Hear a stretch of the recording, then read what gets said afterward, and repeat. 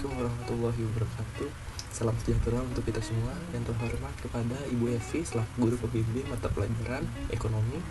Kami dari kelompok yang beranggotakan saya Khalid Ismail, kemudian ada Salwa Jufana Minanda, kemudian ada Trikisti Salsabila.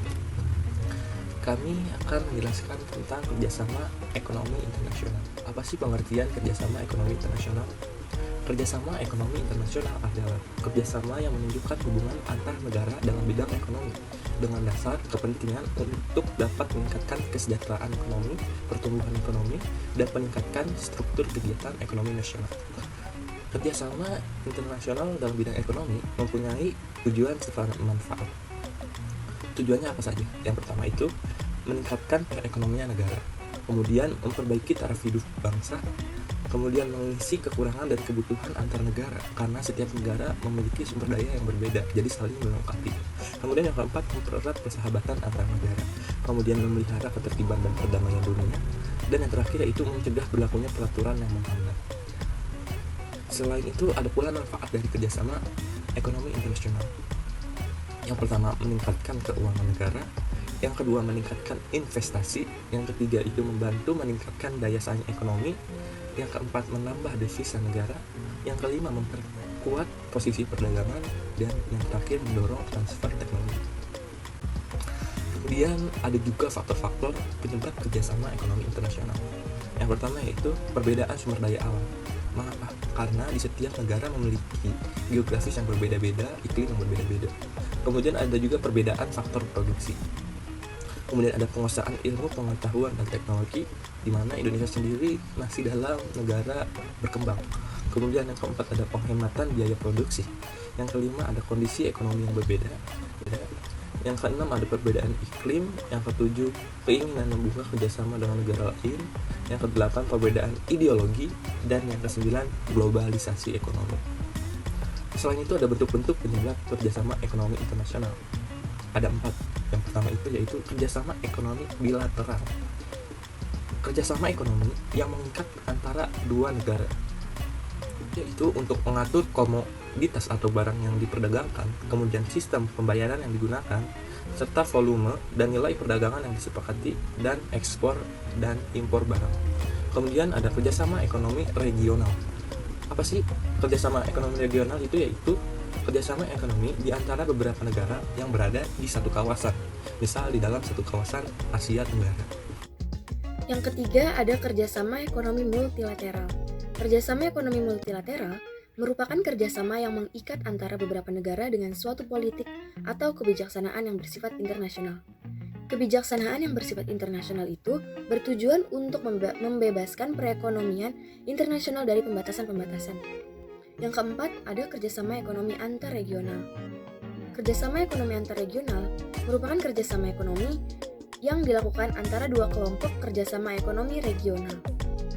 Organisasi kerjasama ekonomi regional. Yang pertama ada ASEAN atau Association of Southeast Asian Nations. ASEAN didirikan pada tanggal 8 Agustus 1967 di Bangkok, Thailand. ASEAN merupakan kerjasama ekonomi yang dilakukan di kawasan Asia Tenggara yang diprakarsai oleh 5 negara, yaitu Indonesia, Malaysia, Filipina, Singapura, dan Thailand. Yang kedua ada NAFTA atau North America Free Trade Area. NAFTA didirikan pada tanggal 12 Agustus 1992. NAFTA merupakan perjanjian perdagangan di kawasan Amerika Utara, meliputi Kanada, Amerika Serikat, dan Meksiko. Yang ketiga ada APEC atau Asia Pacific Economic Cooperation. APEC didirikan pada bulan November tahun 1989. Selanjutnya ada AFTA atau ASEAN Free Trade Area. AFTA berdiri pada tahun 1992 saat berlangsungnya konferensi tingkat tinggi atau KTT ASEAN keempat di Singapura. AFTA merupakan kesepakatan negara ASEAN untuk membentuk suatu kawasan bebas perdagangan. Selanjutnya ada ADB atau ASEAN Development Bank. Berdiri pada tanggal 19 Desember 1963 di Manila. Anggota ADB meliputi negara-negara di kawasan Asia Pasifik Selatan dan kawasan Timur Jauh. Selanjutnya ada EEC atau European Economic Community. EEC didirikan pada 1 Januari 1985 berdasarkan Perjanjian Roma, Italia. EEC atau Masyarakat Ekonomi Eropa atau MEE merupakan kerjasama regional di kawasan Eropa Barat. Yang kedua yaitu Organisasi Kerjasama Ekonomi Multilateral. Yang pertama ada IBRD atau International Bank of Reconstruction and Development Bank. IBRD merupakan lembaga keuangan yang memiliki peranan dalam menyediakan pinjaman kepada negara berkembang sebagai program pemberian modal. IBRD berdiri pada tanggal 27 Desember 1945. IBRD bermarkas di Washington DC, Amerika Serikat. Yang kedua ada IFC atau International Finance Corporation. IFC merupakan lembaga keuangan internasional yang menawarkan layanan investasi, konsultasi, dan pengelolaan aset. IFC didirikan pada tanggal 24 Juli 1956, berkedudukan di Washington DC, Amerika Serikat. Organisasi berikutnya adalah ILO atau International Labour Organization. ILO merupakan salah satu badan di bawah naungan PBB. ILO dibentuk pada tanggal 11 April 1919 dan berkedudukan di Jenewa, Swiss. Selanjutnya yaitu UNCTAD atau United Nations Conference on Trade and Development. UNCTAD merupakan bagian dari sekretariat PBB yang berurusan dengan perdagangan, investasi, dan isu pembangunan.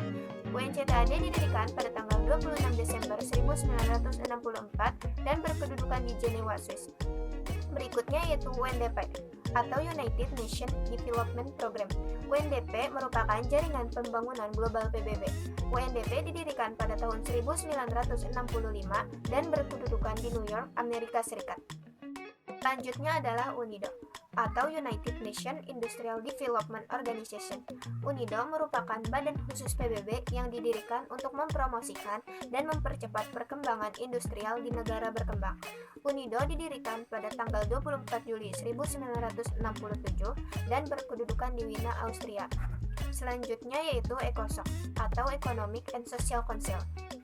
ECOSOC merupakan dewan ekonomi yang dibentuk PBB untuk memperhatikan masalah yang berkaitan dengan ekonomi dan sosial. Berikutnya yaitu FAO atau Food Agriculture Organization.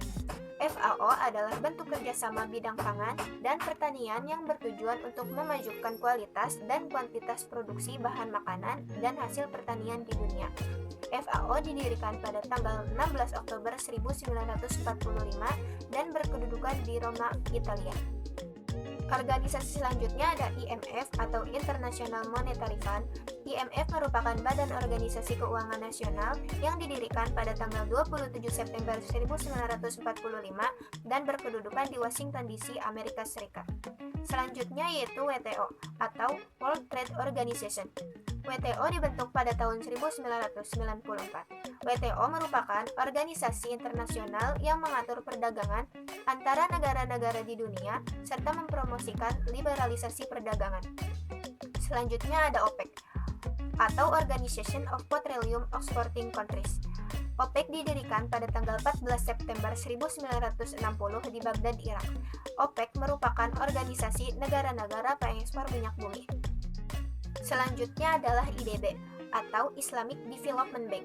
IDB berdiri pada tahun 1975. IDB merupakan organisasi atau lembaga keuangan pembangunan multilateral yang berfokus pada keuangan Islam yang berlokasi di Jeddah, Arab Saudi. Selanjutnya adalah OECD atau Organization for Economic Cooperation and Development. OECD ini didirikan pada tahun 1961. OECD adalah organisasi ekonomi internasional yang secara teratur menerbitkan laporan yang menganalisis dan membandingkan kebijakan ekonomi negara-negara anggotanya. Organisasi ini bertujuan untuk merangsang pertumbuhan ekonomi dan perdagangan dunia. Markas dari OECD ini berada di Paris, Prancis.